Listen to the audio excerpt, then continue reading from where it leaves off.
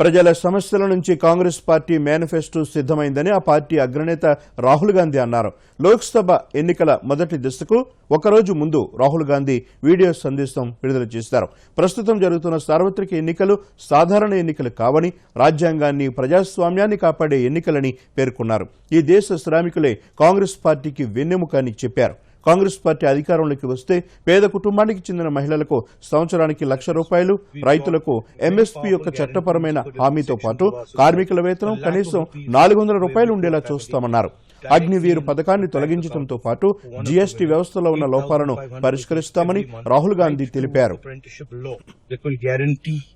Apprenticeship to all our graduates, 1 year apprenticeship, ₹1,00,000 again, powerful training in either the best Indian companies or the public sector and government offices. MSP to farmers, a farm loan waiver to them, unlike the BJP that constantly waives the loans of the more powerful, richest business people.